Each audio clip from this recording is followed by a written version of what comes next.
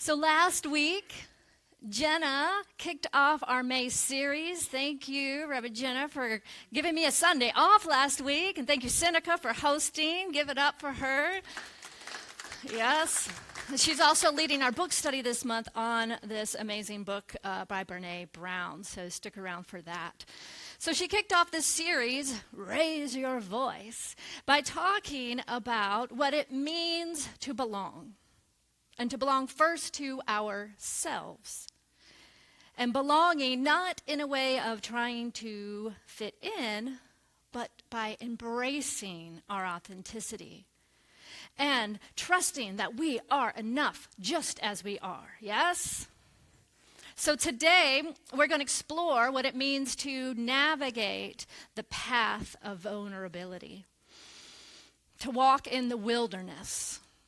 And when we say wilderness in this context, Brene Brown is referring to that unknown, that untraveled path, yes.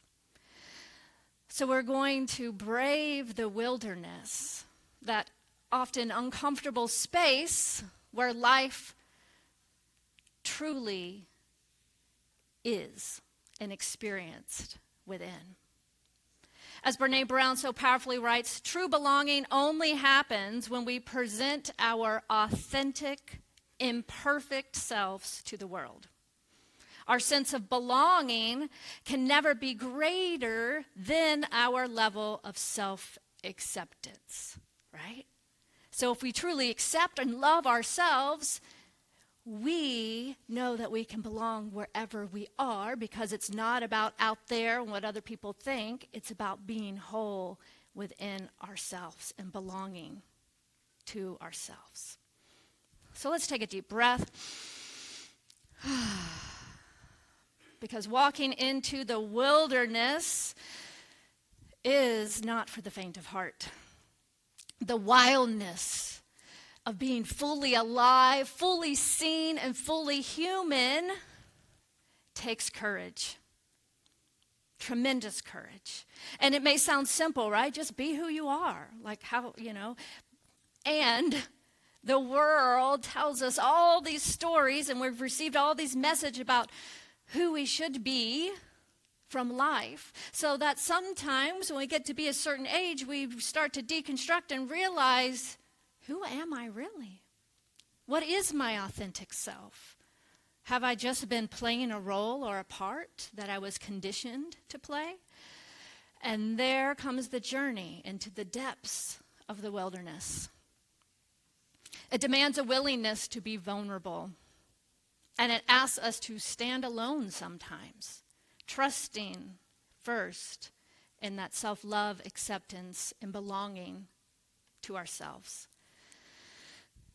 It requires the willingness to do our deep work.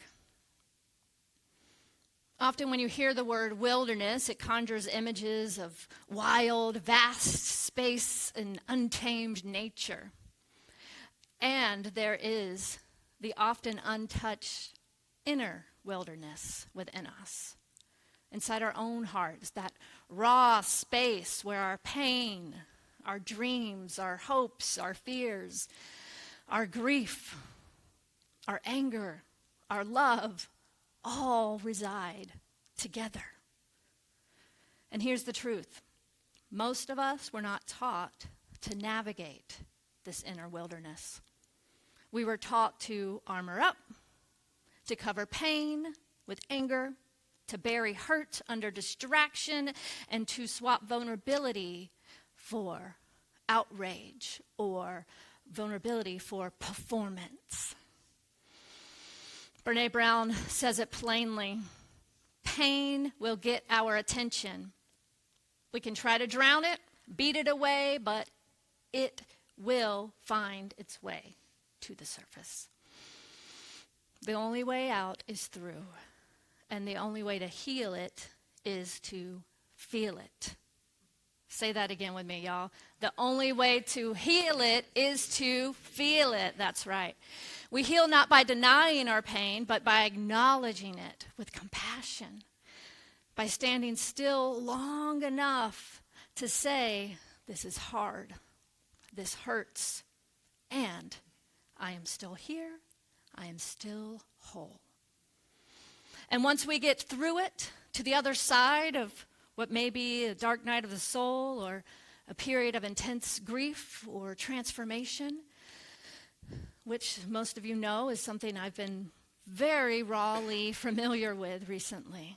But once we get through that, and with some time and distance and perspective, we can look back and we can say, just as that song and Justin beautifully sang, I didn't know my own strength, right?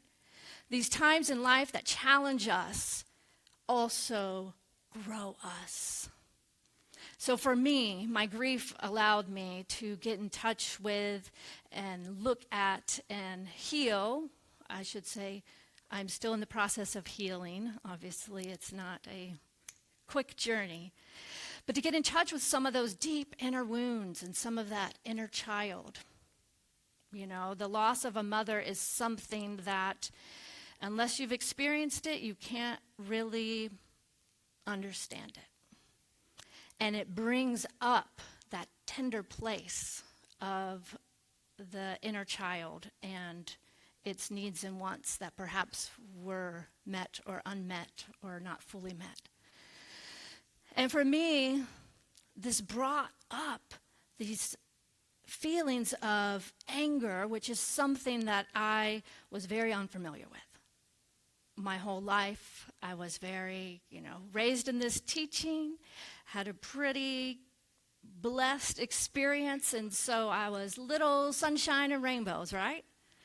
And anything unlike the positivity and the joy was something I was not really familiar with or taught the tools to express, so it just kind of did this, right? And then you get to a point or something happens in life that some of you may have experienced where there is just, you're brought to your knees and there's no more trying to control or suppress. It just is raw. It is vulnerable. It is real. And it can be disorienting. But I didn't know my own strength. Because if we don't allow ourselves to use that, feel those feelings, and use the anger as a catalyst, it will transform us into bitterness and resentment and exhaustion if we don't transform the anger into something productive. And I don't mean productive like making something, although art and creativity is a wonderful way to heal, right? But to allow it and to feel it. In the book of this month, Renee tells the story of Anton Lieris. I'm not sure if I said that right. It's French. I'm sure it has some kind of beautiful Lieris, yes. So she tells this story that after losing his wife in a terrorist attack in Paris, he wrote a public letter to the attackers, and he said, "You will not have my hate." Think about the strength and the vulnerability and the courage that took y'all, right? To say, "You will not have my hate.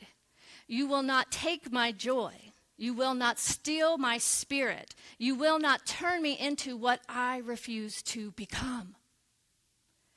And this isn't about denying the grief or the anger, right? Everything comes in waves and it's circular, right? So it's not like that's the go-to. Like, no, I'm going to be happy even though this horrible thing happened. And with time, there gets to be a point where we stand firmly and rooted and ground back in the essence and truth of who we are. And it's time to say, no, this will not define me in a way that is not for my highest good. So this isn't about denying, but it is about using that experience as a catalyst. Because anger can motivate us to make changes, to take a stand, to raise our voice for good. And it can lead to deeper compassion. What I often talk about, that fierce love, that mama bear energy, right? Standing that for justice. So we are called to transform our anger and that tension into a life-giving power, not because it's easy, but because it's necessary for the world we are here to create. And with that point, I want to mention this past week, we had the Nehemiah Action with Build, the interfaith group that we joined this year. It was a powerful experience. Downtown, over 1,000 folks gathered from different faith communities around Lexington and their friends and neighbors. And we invited city council leaders to be there. 9 of them came, which was a huge success because even earlier that day, 4 had committed to being there. And in the past, often only a few have shown up. So 9 were there. And there were 3 asks that were made by our leaders towards these things that have been researched and through home groups and asking the neighbors what are concerns in our community, and then researched and said, this is a solution. Will you, City Council, support this? Will you make a plan in the budget? Will you work with us to show us the research and data, to hold landlords accountable? Will you support a network called The Village, working with this nonprofit to allow seniors to age at home by having resources to a network of plumbers and folks that can come and help fix your computer or hang a light bulb when often you don't know anyone or might not feel comfortable inviting a stranger in your house? Will you support a feasibility study on microtransit? Because as it was shared, LexTran got a 40% grade. I don't really know what they called it, but basically it's only about 40% effective. As many of you know, if you've done public transportation here, bus stops, buses, they're not reliable. Wheels especially has been known to be extremely unreliable, and that is for some of our most vulnerable population. So they committed to put money towards a study towards what has worked in other cities like ours so that we can bring that here. It was a huge success, y'all, and I had the honor of being able to speak the opening prayer that night. And a handful of folks came up to me afterwards like, wow, I really loved your prayer. And I have to tell you, I bet for most of those folks, they've never heard anything like that, right? What is this affirmative prayer? What is this? Someone came up to me and said, oh, I was standing next to Reverend Brian, my friend and colleague from the Universal Unitarian Church, and they're like, that was a prayer even the UUs could get behind. And we're like, yep. So these are ways that we can take that, the frustration, the anger, the upset of what isn't working, and not just complain amongst our friends or feel riled up until we then have to go numb by, self-sabotage or whatever just because we can't deal with the tension anymore. We can funnel it into something productive. And it feels wonderful to be a part of this group because we also can't carry the load ourselves. So we are among one of 26 and growing faith communities that are part of this organization. Yes. Another act of braving the wilderness is daring to stay open when everything in us wants to shut down, right?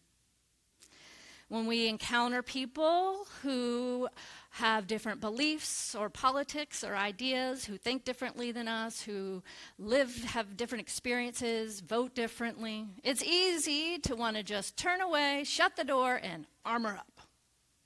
It's that default kind of protection of the human ego that says, you are other, I must stay safe and just find myself among others like me.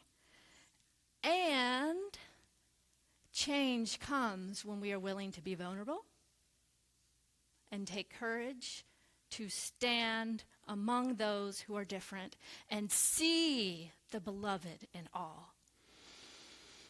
Brene Brown offers a radically different practice. She says when discomfort arises, when defensiveness creeps in, she invites us to say, tell me more. Tell me more about your story. Tell me more about why you feel this way. Or tell me more about why that matters to you. And not to agree, or not to try to change them, but to simply have a moment of connection, humanity, and perhaps understanding. And what I know is through understanding opens the door for healing. Yes? So I had the opportunity to practice this the other day when I was outside my place and a neighbor comes into the parking lot and he's carrying this thing. And honestly, it came out of my mouth before I kind of realized what I was saying. But I was like, what is that? And it looked like a gun. I'm not very familiar with guns because it was like plastic and it was big and had different parts. And I was like, is that a toy? Is that a paintball? I don't know. And I was like, oh, what is that? And he's like, it's an AR, assault rifle. I was like, okay. Now I have built a rapport with this neighbor. And I feel very safe with him. So I didn't even feel any whatever, but I was just like, I got curious because I was like, really? It looked like a toy, y'all. I was like, okay. So I find out that my young adult black male cheerleading coach neighbor is a gun enthusiast. He's also, y'all, just don't you sometimes, people fascinate me, right? Like that blew my mind. And he starts telling me about it and the parts, and he has an engineer mind, and he likes to take different things and put things together. And so anyway, he was leaving with this gun and putting it in his car because he's going to be moving back to California. And he's like, well, this is illegal in California. And he's telling me why, because this part is shaped this way and this is there. And he's showing me all this stuff because I was like, I don't know guns. I'm not familiar. But he told me the whole thing. And so he was on his way to sell this gun. And it allowed me to just sit in that space, right? And be like, tell me more. Tell me more. But I also preface that, right, with I already have a rapport with this neighbor, and I feel safe with this neighbor. But it was an opportunity for me to learn something new and to see a perspective from someone else. I don't think I've ever been that close to an assault rifle before, but now I have. And perhaps it will be a little less scary if I ever have to be again, right? So understanding is how we build bridges in the wilderness. It is how we transform conflict and not just resolve it. So we have so many opportunities these days to practice that, don't we? And the idea is, how can we lean towards being solution-oriented, possibility-focused, instead of trying to go back to the way things were, because that's kind of impossible. We are always growing and expanding and evolving. So how can we get on board with what we are trying to create and allow something new, something better together? Belonging begins within. None of this is possible without self-love, self-acceptance, and self-trust. The level of belonging we experience in the world will never rise above the level of belonging we grant ourselves. At the end of this chapter, Brene Brown has a nice section where she interviews Viola Davis. I highly encourage you getting the book if you haven't had it and reading that in depth. But I'll summarize a bit for you. So, Viola Davis is a true, courageous wilderness soul. And she puts it beautifully when she says, "This is who I am. This is where I am from. This is my mess. And this is what it means to belong to myself, right? She shares her stories, the failures, the shame, the victories of her troubled and very life-filled journey. And she says by her willingness to share her stories, she knows that her daughter will never feel alone when she comes to traverse the wilderness, to know that this is a path that we all walk in some way or another.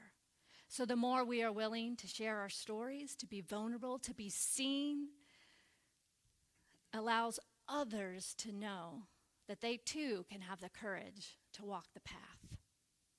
When we belong to ourselves first, we can show up fully for others. When we accept our own imperfection, we can embrace the imperfection of life with more ease.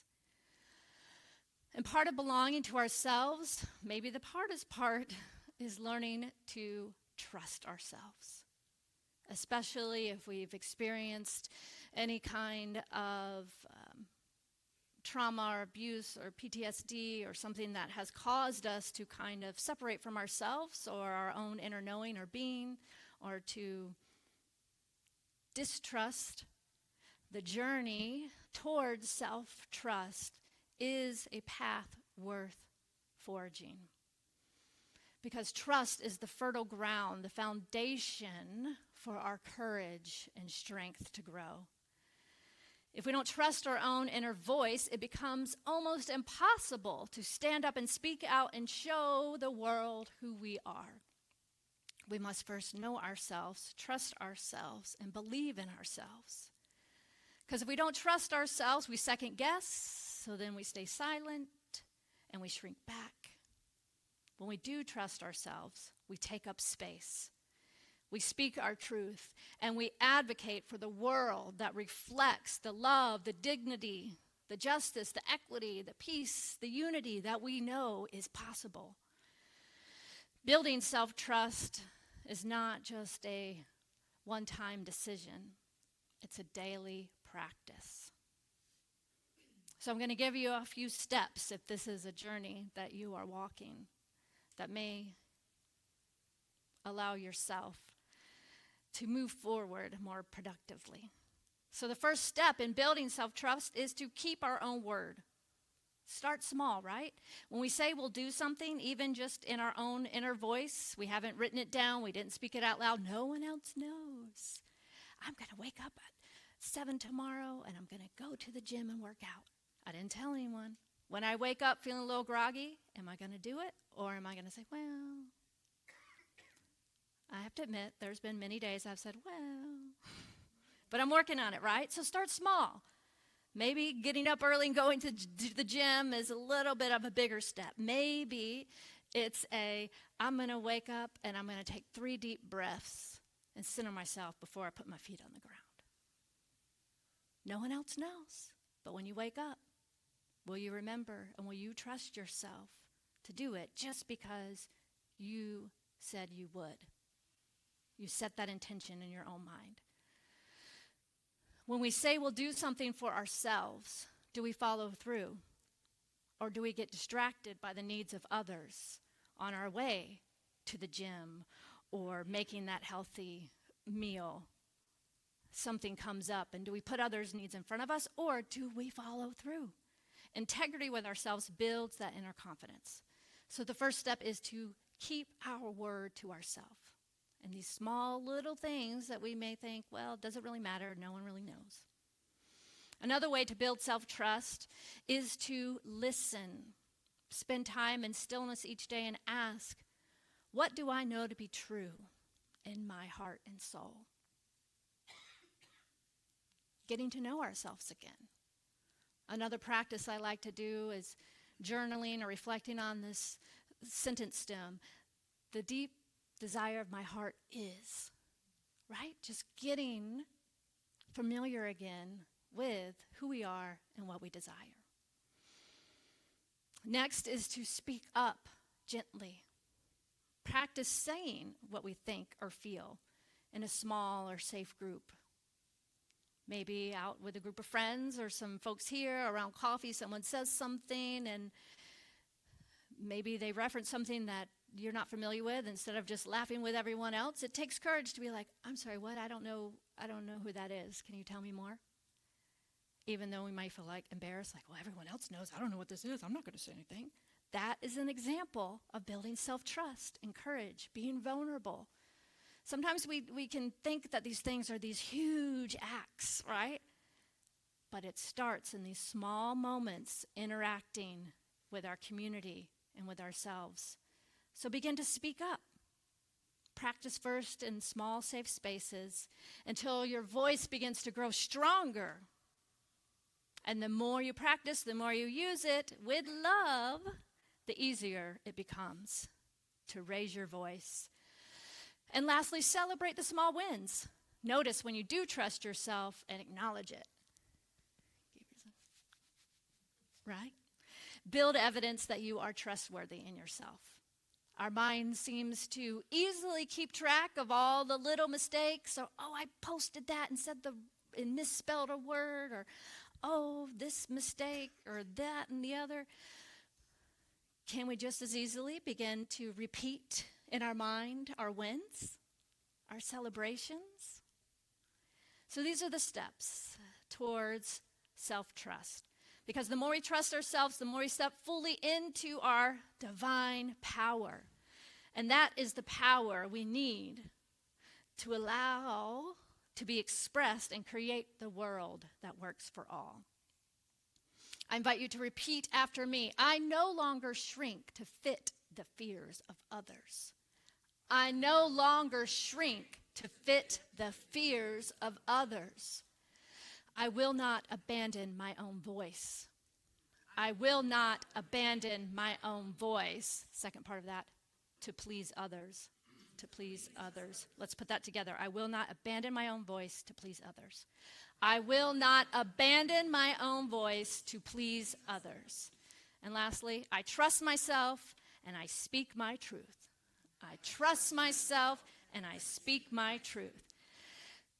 So the invitation this week is, are you willing to walk into the wilderness of your own heart, even when it's messy? Are you willing to do the work to transform your pain into purpose, into something productive through art and creativity, through coming together with others that love and trust and support you? Are you willing to trust your voice, your heart, even when the world feels loud and confusing? Walking into the wilderness may seem scary, but remember, you are never alone. There is a presence, the infinite source of life itself, that walks with you as you. The divine, the infinite, the unseen love that called you into being, into expression, to know itself more fully. You are never alone. Every time you step into the unknown, every time you dare to be real and raw and whole, you are a part of something much bigger than your own inner fears. Because you are a part of healing the world through authentic being and divine love. So let's remember this week to stay focused on solutions more than problems, and possibilities instead of probabilities. Not ignoring the injustice and pretending everything's fine. It just means refusing to stay stuck in the outrage and asking, what is the next right step? What is mine to do, be, or become? And shift from complaint to creativity. And here, in that place, we stand in our power. So let's get about what we are here to be about. Are you willing? You ready? Let me hear you say, yeah. Yeah. Say, oh, yeah.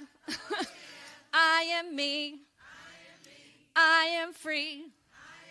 And so it is. Let's pray. Come on up, Bo. Y'all, I went last night, I don't know if anyone's seen on Instagram, there's this woman from Los Angeles that goes into nursing homes, brings her beatbox, and she raps, and she does all of this, and like she's been banned in some places, but you see the light of these folks. I'm like, yeah, you guys, we can't treat our elders like these little tender things. Like, we've all lived a life, right? And so anyway, she's extremely cutting edge, but really fun and playful. So I think I was channeling a little bit of that when everyone say, yeah. Okay, let's take a deep breath. Yes. How good it is to recognize the one life, the one presence, the one power for good in the universe, the spirit of life itself, that is love, that is strength, that is power, that is wholeness. Knowing that this one life is all that there is, I know that this is the very essence and nature of my being. That this is the very essence and nature of all of life. And therefore, this love, this wholeness, this power is the truth of each and every one of us. So it is from this place of oneness that I speak this word now, allowing the love of Spirit to shine forth uniquely in, as, and through each and all of us. Knowing that we are here to raise our voice in a way that only we can, to say and be and express and to do the things that we are here to do as the unique being that's had the experiences we've had, that has the talents and the skills and the interests that we have, so that we can express Spirit into this world and allow for the highest and best vibration to resonate throughout the universe. So I know, declare and claim for each of us as we do this work of braving the wilderness, that we come through it knowing our own strength and power, allowing all of life's experience to be that catalyst for good in our own families and communities, to be the divine expression of life itself in the fullest. So I'm so grateful for this now moment, to be here now, to be seen, to express, and to be fully who I am.